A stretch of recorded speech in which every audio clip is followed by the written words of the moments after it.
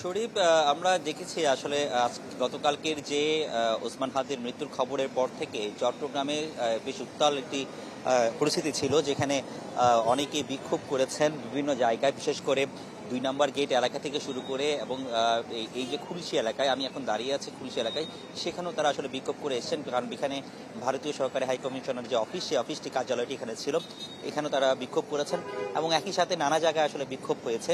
তো এর ধারাবাহিকতায় চট্টগ্রামে আজকে সকালেও কিন্তু নানা জায়গায় বিক্ষোভ হয়েছে, বিশেষ করে যখন জুমার নামাজের পর থেকে চট্টগ্রাম আন্দরকিল্লা জামে যে মসজিদ রয়েছে, সেই মসজিদের সেখান থেকে একটি বিক্ষোভ মিছিল বের করা হয়, যেটিকে বলা হচ্ছে কফিন মিছিল, এবং সেই কফিন মিছিলটি নিয়ে তারা সেটি জমিয়তুল ফালা মসজিদ পর্যন্ত তারা সেখানে গিয়েছিলেন এবং এর পাশাপাশি আরও নানা এলাকায় নানাভাবে আসলে বিক্ষোভ কর্মসূচি পালন করা হয়েছে।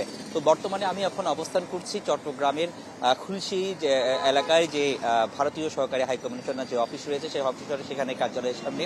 এখানে আমরা যেটা দেখছি, এখানে যে নিরাপত্তা ব্যবস্থা সেটি কিন্তু জোরদার করা হয়েছে এবং এখানে আইন শৃঙ্খলা বাহিনী যেমন রয়েছেন তেমন রয়েছেন, সেনাবাহিনী এখানে মোতায়েন করা রয়েছে এবং সেনাবাহিনী তারা খুব সতর্ক অবস্থায় আছেন।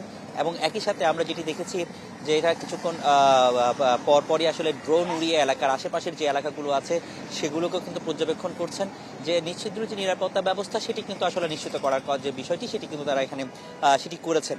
এবং এক পাশে কিন্তু সড়ক যে চলাচল সেটি বন্ধ রেখে অপর পাশে উভয় সড়কে উভয় দিকে যার চলে সেটিকে কিন্তু করানো হচ্ছে। তো সার্বিকভাবে বলা চলে চট্টগ্রামের এখন পর্যন্ত পরিস্থিতি শান্ত রয়েছে, যেহেতু ওসমান হাদির মরদেহ আসবে এবং আসার পরে সেটিকে গ্রহণ করা হবে এবং তার পরবর্তীতে চট্টগ্রামের এখানকার আসলে কোনো কর্মসূচি আছে কিনা বা থাকবে কিনা সেই বিষয়গুলো হয়তো জানতে চাওয়া হতে পারে। তো সেই বিষয়গুলো হয়তো পরবর্তীতে আমরা জানবো, বা এখানকার তারা যদি তাদের কোনো কর্মসূচি থাকে সেই বিষয়টিগুলো আমরা হয়তো পরে দেখব। তবে এই ছিল এখানকার সবশেষ অবস্থা। শরীফ, রনি, ধন্যবাদ আপনাকে। নতুন এবং ফিরে আসা গ্রাহকদের জন্য নগদে চলছে ক্যাশব্যাক সহ প্রতিদিন হাজারো উপহার জেতার সুযোগ। হবে আশা আর ফেরা, সারপ্রাইজ সেরা।